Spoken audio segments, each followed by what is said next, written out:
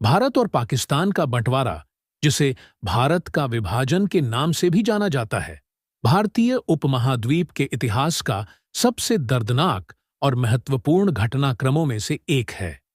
यह कहानी सिर्फ दो देशों के बनने की नहीं है, बल्कि एक सांस्कृतिक, धार्मिक और सामाजिक संघर्ष की भी है, जिसने लाखों लोगों की जिंदगी को प्रभावित किया।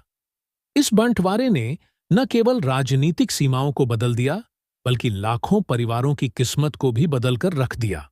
पृष्ठभूमि विभाजन की कहानी 1857 के प्रथम स्वतंत्रता संग्राम के बाद से शुरू होती है, जब भारतीयों ने ब्रिटिश शासन के खिलाफ पहली बार संगठित विद्रोह किया।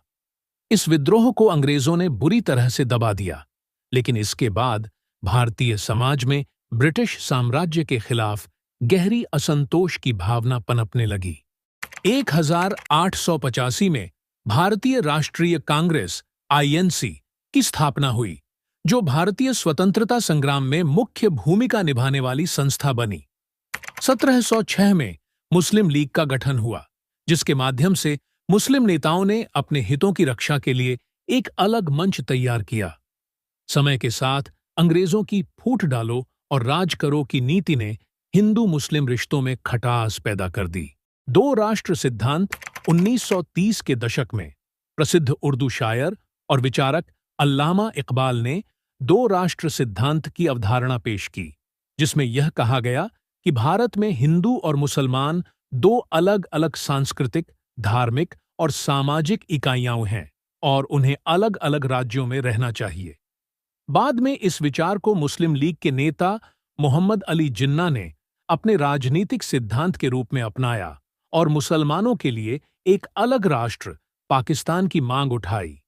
द्वितीय विश्व युद्ध के दौरान ब्रिटिश सरकार ने भारत से सैनिकों और संसाधनों की मांग की, जिससे भारत में असंतोष और बढ़ा। इस दौरान भारतीय नेताओं ने भारत छोड़ो आंदोलन चलाया, जिसमें कांग्रेस ने ब्रिटिश सरकार से पूरी तरह से भारत छोड़ने की मांग की। इस दौरान मुस्लिम लीग ने अपने अलग मुस्लिम राष्ट्र की मांग को और अधिक जोरदार ढंग से प्रस्तुत किया और 1940 के लाहौर प्रस्ताव में स्पष्ट रूप से पाकिस्तान के निर्माण की मांग की। जिन्ना ने कहा कि हिंदू और मुसलमान दो अलग अलग राष्ट्र हैं और उन्हें अलग देशों में रहना चाहिए। विभाजन की योजना द्वितीय विश्व युद्ध की समाप्ति के बाद ब्रिटेन की आर्थिक स्थिति कमजोर हो गई थी और उन्हें भारत पर शासन करना कठिन हो गया था।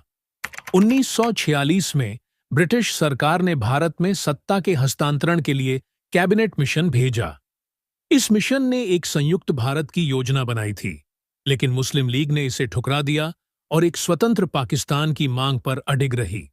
तत्कालीन वायसराय लॉर्ड माउंटबेटन ने भारत को जल्दी से आजाद करने का निर्णय लिया और 3 जून 1947 को माउंटबेटन योजना के तहत विभाजन की घोषणा कर दी। इसके तहत भारत और पाकिस्तान दो स्वतंत्र राष्ट्र बनने वाले थे।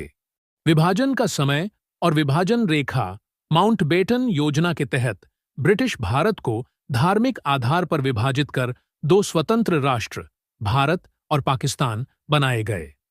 विभाजन के लिए एक सीमा आयोग बनाया गया, जिसका नेतृत्व ब्रिटिश न्यायाधीश सिर सिरिल रेडक्लिफ ने किया। उन्हें भारत और पाकिस्तान के बीच सीमाओं को निर्धारित करने के लिए नियुक्त किया गया था।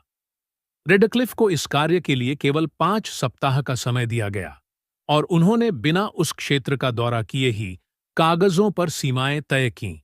इस सीमा रेखा को रेडक्लिफ लाइन के नाम से जाना जाता है। यह विभाजन रेखा पंजाब और बंगाल जैसे प्रांतों के बीच से होकर गुजरी, जहां हिंदू, मुस्लिम और सिख समुदायों का मिश्रित आवास था। विभाजन की त्रासदी 15 अगस्त 1947 को भारत और 14 अगस्त 1947 को पाकिस्तान स्वतंत्र राष्ट्र बने। हालांकि यह आज़ादी लाखों लोगों के लिए विभाजन की एक दर्दनाक कहानी बन गई। विभाजन के दौरान लाखों लोगों को अपने घर, जमीन और जीवन छोड़कर नए देश में जाने के लिए मजबूर होना पड़ा। विभाजन के दौरान बड़े पैमाने पर सांप्रदायिक हिंसा हुई। हिंदू, मुस्लिम और सिख समुदायों के बीच संघर्ष हुआ, जिसमें अनुमानित 10 लाख लोग मारे गए और लाखों लोग घायल हुए। लोगों को जबरन धर्म बदलने के लिए मजबूर किया गया और हजारों महिलाओं के साथ अत्याचार हुए। विभाजन के दौरान कई परिवार बिछड़ गए और कई बच्चे अनाथ हो गए।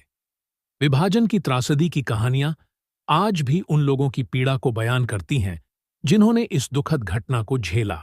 शरणार्थी संकट। विभाजन के बाद लाखों लोग शरणार्थी बन गए। हिंदू और सिख लोग पाकिस्तान से भारत की ओर पलायन कर गए, जबकि मुस्लिम लोग भारत से पाकिस्तान की ओर जाने लगे। यह दुनिया का सबसे बड़ा और सबसे दर्दनाक शरणार्थी संकट था। शरणार्थी अपने नए देश में बसने के लिए संघर्ष कर रहे थे।